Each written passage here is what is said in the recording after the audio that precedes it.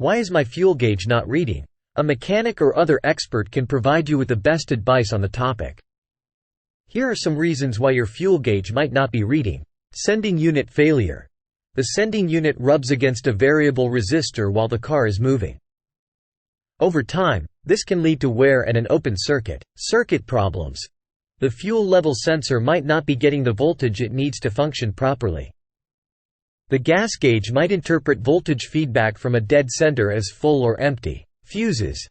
If you're having issues with more than one gauge on your vehicle, the fuse might be the culprit. Broken wire.